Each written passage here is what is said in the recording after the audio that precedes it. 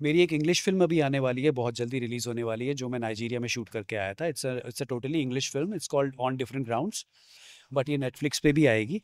ये कभी भी स्टेबल नहीं रहती हैं। स्टेबल क्या रहता है, जिस तरीके से आप इंडिया और पाकिस्तान, अगर दोनों मुल्क साथ हो जाए, तो आप सोचिए कि कितनी बड़ी पावर बन सकती है। और हेलो नमस्कार दोस्तों, मैं हूँ करिश्मा चौहान और आप मुझे देख रहे हैं वायरल टीवी पे। हेलो सर, स्वागत करते हैं वायरल टीवी में। कैसे हो पहले? मैं बिल्कुल ठीक हूँ। करिश्मा, आप कैसे हो? मैं भी बहुत अच्छी हूँ सर। आज आपके दोस्त का सॉन्ग लॉन्च है, तो क्या आपने सॉन्ग देखा? क्या अच्छा लगा आपको? मुझे सब कुछ अच्छा लगा, the way it has been picturised. गाने के जो लिरिक्स है उससे बहुत आप कनेक्ट कर पाते हो। और म्यूज़िक तो ऑफ कोर्स आपने देखा ही होगा कि कितना सूदिंग और कितना कनेक्ट कर जाते हो आप सॉन्ग से, सुनते ही आप कनेक्ट कर जाते हो। So I really loved the song. गाने में सबसे अच्छा आपको क्या लगा? शुभांगी। शुभांगी, और ऑफ कोर्स गाने का जो उसका जो सूफी जो उसका फील है ना, that I I loved it. You know what sir, हमने आपको काफ़ी शो में देखा है और सबसे पॉपुलर और सबसे ज़्यादा जाने जाने वाला लाइक साईं बाबा का किरदार है, उसमें सब लोग ने आपको बहुत पसंद किया और आज भी याद करते हैं लोग। तो अब भी आपका क्या मतलब अपकमिंग प्रोजेक्ट या कुछ आ रहा है कि नहीं? बिल्कुल आ रहा है। मैं कभी आउट ऑफ वर्क तो रहा ही नहीं, by the grace of God. मैंने हमेशा अलग अलग रोल्स किए। थोड़े गैप में आते हैं क्योंकि इस तरह के चैलेंजिंग रोल्स बनने में और इस तरह के शोज बनने में ऑफ कोर्स टाइम लगता है। और मैं ऐसे ही किरदार की तलाश में हमेशा रहता हूँ जिसमें मैं अपने आप को चैलेंज कर सकूँ, उसमें मेहनत कर सकूँ। तो 3-4 ऑफर्स हैं और जो बहुत अच्छी हैं। तो कैसे मतलब मूवी या कुछ सॉन्ग करने वाले हैं, वेब सीरीज कुछ? मुझे जो भी है, मैं मेरा कोई भी ऐसा स्पेसिफिक कैटेगरी नहीं है कि मुझे सीरियल्स ही करने हैं या मुझे मूवीज़ ही करनी है या मुझे ओटीटी करना है। मुझे जब भी एक अच्छा कैरेक्टर मेरे सामने आता है, जब अच्छी स्क्रिप्ट आती है, तो अगर वो मुझे अपील करता है, अगर मुझे चैलेंजिंग लगता है, तो मैं उसको हाँ बोल देता हूँ। तो अभी आप क्या कर रहे हो राइट राइट नाउ, या घर पे या कुछ भी मतलब स्पेशल? अभी मैं साईं बाबा करने के बाद अभी मैं सिर्फ उसके किरदार से सिर्फ बाहर आ रहा हूँ। मैं सिर्फ मीटिंग्स कर रहा हूँ, ऑफ कोर्स नए प्रोजेक्ट्स के लिए। इसके अलावा जब मैंने साईं बाबा शो जब मैं कर रहा था, कम से कम 6 से 7 महीने वो जो शो किया, मैं पूरी दुनिया से, पूरे सोशल मीडिया से, हर जगह से पूरा कट ऑफ हो गया था। क्योंकि बहुत ज़्यादा डिमांडिंग था वो शो, बहुत शुद्ध हिंदी, बाबा की टीचिंग्स और इतनी ज़्यादा मेहनत थी। तो मैंने मेंटली और फिजिकली पूरी दुनिया से अपने आप को कट ऑफ कर दिया था। तो अब मैं वापस अ, अपने अपने जोन में आ रहा हूँ। तो घर पे मैं बस अपने आप को इसी में मेहनत करके वापस उस चीज़ से बाहर निकलने में कोशिश करता रहता हूँ। थैंक्स टू शुभांगी, उसने अपना ये सॉन्ग लॉन्च किया तो मैं घर से बाहर आ पाया हूँ। Otherwise you know how non socialising I am. Sir ये भी है कि जो नए लोग आते हैं और ऐसे कहा भी जाता है कि इंडस्ट्री में काम मिलना बहुत प्रॉब्लम लाइक बहुत कम मिलता है। तो इस पे आपका क्या बोलना है? मुझे ऐसा लगता है कि आज के जितने भी एस्पायरिंग एक्टर्स जितने भी मुंबई में आ रहे हैं ना, मुझे लगता है कि उनको प्रॉपर गाइड करने वाला कोई नहीं है। क्योंकि इंडस्ट्री बहुत चेंज हो चुकी है, पहले की तरह नहीं रहा है। पहले मैं जब अपने टाइम पे जब यहाँ पे आया था लॉन्ग बैक, जब ओटीटी वगैरह कुछ नहीं था, गिन के 3-4 चैनल्स थे, तो बड़ा तब ये होता था कि हम लोग प्रोडक्शन हाउसेस में जाते थे, कास्टिंग डायरेक्टर्स से मिलते थे, एक ह्यूमन इंटरेक्शन होती थी। अभी सब डिजिटलाइज है, तो ह्यूमन टू ह्यूमन कनेक्शन नहीं है। और जब आप एक्टिंग को चुनते हो तो ह्यूमन टू ह्यूमन इंटरेक्शन आपका नंबर वन प्रायोरिटी होना चाहिए। तो मुझे लगता है, लेकिन आजकल के जितने भी एक्टर्स हैं ना, उनको कोई गाइड करने वाला नहीं है। जो see everybody is trying to इधर उनको चीट करने की कोशिश कर रहा है, या फिर उनको बोलेंगे कि आप पैसे भरो, वर्कशॉप कर लो। There has to be a channel, there has to be something कि आप उनको जो बताए कि आपको क्या करना चाहिए मुंबई में आने के बाद, how to be mentally stable, how to approach the auditions, कैसे आपको चीटिंग से बचना है, कैसे आपको फ्रॉडस्टर्स से बचना है। मुझे लग रहा है ये जिम्मा मैं ही उठा लूँ क्या? उठा लो सर। मैं कोई ऐसा यूट्यूब चैनल शुरू करूं कि जिसपे मतलब मैं सबको गाइड, मतलब I don't mind doing it, nice. क्योंकि मुझे ऐसा लग रहा है कि आजकल के जो यंगस्टर्स हैं जो बेचारे यहाँ पर आ रहे हैं, उनको कोई प्रॉपर्ली गाइड करने वाला नहीं है। Everybody is trying to just take the money. और उन बेचारों को कुछ पता ही नहीं चलता कहाँ स्ट्रगल करना है, कैसे करना है, शुरुआत कैसे करनी है, ऑडिशन कैसे प्रिपेयर करना है। There are so many things, right? कौन बताएगा? कोई नहीं बता पा रहा है उनको। सो मुझे लगता है करूँ क्या? यस सर, करना चाहिए ताकि सबको मतलब बोलते हैं ना सही गाइडेंस मिल सके, क्योंकि हाँ, यहाँ पे बहुत फेक लोग हैं। कि मुझे तो पैसों से कोई लेना देना नहीं है ना, फ्री ज्ञान, फ्री कैसे करना है। You think it's a good idea, I should I do it? ठीक है। तो अभी जो एक्टर बनना चाहते हैं या कुछ इंडस्ट्री में करना चाहते हैं, तो चाहते जाते उनके लिए कुछ बोलिए आप कि उनको क्या करना चाहिए। जैसे कि आपने बोला कि मैं उनका सपोर्ट करूं या मैं चैनल खोल के उनको ज्ञान दूं, जो भी। तो अभी के जो एक्टर बनना चाहते हैं तो उनको क्या करना चाहिए। मुझे लगता है कि मैं हर चीज़ को डिविनिटी से जोड़ता हूँ।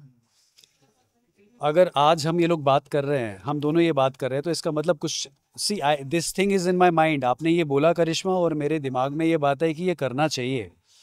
तो मुझे लग रहा है कि जितने भी एस्पायरिंग एक्टर्स हैं, अ, आप लोग अपने, सबसे पहले अपने आप को मेंटली आप लोग स्टेबल रखिए, और फ्रॉडस्टर्स से बचिए, और कास्टिंग डायरेक्टर्स से face to face, person to person आप लोग मिलिए। और करिश्मा भी विटनेस है, मैं बहुत जल्दी यूट्यूब चैनल अभी स्टार्ट करने वाला हूँ, जैसा कि आपने बोला। सो उस पे मैं सब बता दूंगा लोगों को क्या करना है क्या नहीं। जैसे आप यूनिवर्स में बिलीव करते हो, लाइक लॉ ऑफ अट्रैक्शन के ऊपर बिलीव करते हो, ये सारी चीज़ों पे। मैं उसी पे ही बिलीव करता हूँ, क्योंकि चीज़ें चलती ही उसी वजह से हैं। जब तक कि आप अपने आप को यूनिवर्स से कनेक्ट नहीं करोगे, तब तक आपकी लाइफ में कुछ भी वैसा नहीं होगा जैसा आप चाहते हो। तो मैं भी सर ये कोई रीज़न होगा बात करने का, क्योंकि कोई भी मतलब चीज़ें होती हो, पीछे कुछ ना कुछ रीज़न होता है। तो शायद। अगर आप और मैं यहाँ पर इस वक्त इस टाइम पे हैं करिश्मा, तो उसके पीछे ज़रूर कोई रीज़न है। और अगर हम लोग ये बात कर रहे हैं, तो मेरे ख्याल से आई डोंट नो कौन से यूनिवर्स में किसने ये बात सुन ली होगी जो हम ये बात कर रहे हैं। और आपके ये बात करने से मेरा ये पता है, मुझे ऐसा लग रहा है कि जो मैं सोच रहा था आपने वो बोला, और मुझे इस पे एक्शन करना चाहिए। ज़रूर सर, एक्शन लेंगे तभी हमें और भी आइडिया आते हैं, बोलते हैं ना अपने माइंड को जाता है। डेफिनेटली। और जिस दिन मैं ये चैनल खोलूंगा, I will definitely tell you कि मैं ये काम शुरू कर चुका हूँ। Okay sir, thank you so much. Lastly आपके फैंस एंड ऑडियंस के लिए क्या मैसेज देना चाहोगे। मैं अपने फैंस को यही बोलना चाहता हूँ कि thank you so much for always accepting me. मुझे हमेशा स्वीकार करने के लिए, जिस भी तरह का रोल या जिस भी तरह का किरदार मैं लेकर आता हूँ। आप लोगों से ही मुझे शक्ति मिलती है कि मैं इस तरह के किरदार करता हूँ। मुझे पता है आप लोग मुझे रोमांटिक रोल में देखना चाहते हैं। आप लोग मुझे चाहते हैं कि मैं फिर वही लड़की गिर रही है, मैं हवा चल रही है, वो सब। बट ये सब तो ठीक है, बाकी लोग कर रहे हैं। मैं ये सब जो डिफिकल्ट चैलेंजिंग है वो आप मेरे लिए छोड़ दो। I will never put you let you guys down. जैसे हम भी बहुत इंतजार करें आपको टीवी पे देखने के लिए, तो कब हम देख सकते हैं और कितना जल्दी कम बैक करने वाले। मुझे लगता है बहुत जल्दी, मुझे बहुत जल्दी लगता है, क्योंकि अब आपने इतनी ज़्यादा जल्दी दिखाई, तो मुझे और ज़्यादा जल्दी कुछ नया प्रोजेक्ट करना पड़ेगा। But definitely there are few things जो मैंने शूट भी की हुई है। मेरी एक इंग्लिश फिल्म अभी आने वाली है, बहुत जल्दी रिलीज़ होने वाली है, जो मैं नाइजीरिया में शूट करके आया था। It's a totally English film, it's called on different grounds. उसमें जो कास्ट क्रू है वो सब मेरी इंस्टाग्राम पे हम लोगों ने रिवील किया है। और it's a Indo Nigerian rom com, जो बहुत ही अच्छी फ़िल्म होने वाली है। मोस्ट प्रोबेबली ये साउथ अफ्रीका और यूएस में तो रिलीज़ होगी होगी, बट ये नेटफ्लिक्स पे भी आएगी। तो उसकी हमारी डबिंग, मिक्सिंग वगैरह सब कुछ हो चुका है। मेरे ख्याल से in another couple of months it will be released. No sir, आपकी एक और बहुत अच्छी बात लगी मुझे, मैंने नोटिस भी किया कि आप सभी से बहुत प्यार से बात कर रहे हो सारी चीज़ें, क्योंकि आप बहुत काफ़ी टाइम से काम करते आए हो नो। अभी के एक्टर को हम देखते हैं, क्योंकि हम रोज़ जा रहे हैं सेट पे और सारी चीज़ें देखते हैं, तो बोलते हैं ना थोड़ा सा काम क्या करते, थोड़ा एटीट्यूड आ जाता है अंदर।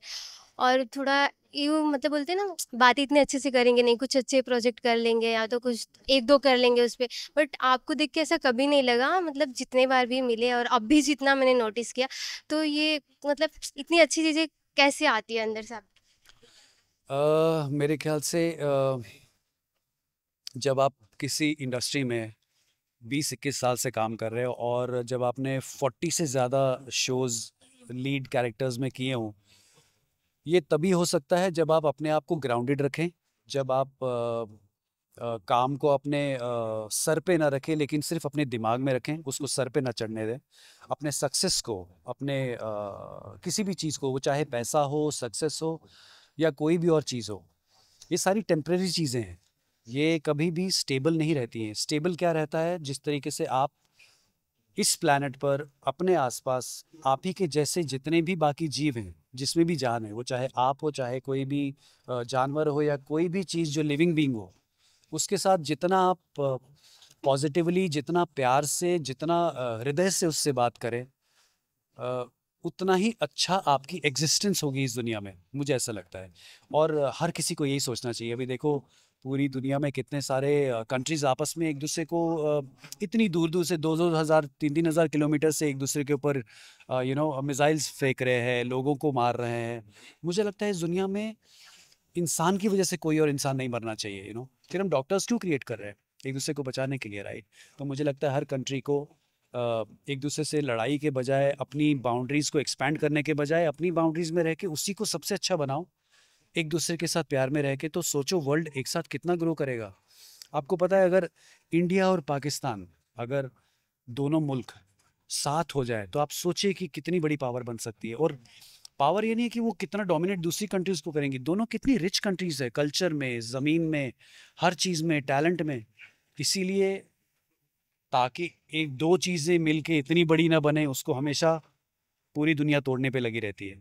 इसी तरह जहां भी लड़ाई हो रही है, उसका रीजन सिर्फ तोड़ना और सेपरेट करना है, क्योंकि जब भी वो दो चीजें मिलेंगी या तीन चीजें मिलेंगी, वो बहुत बड़ा एक पावर बन सकती है। तो जब भी कोई अच्छी चीज हो रही होती है दुनिया में, तो उनको रास तो आता नहीं है, उसको तोड़ेंगे ही, है ना? Thank you so much sir, आपसे बात करके बहुत अच्छा लगा। Hi, this is Vineet Rana and you're watching Viral TV.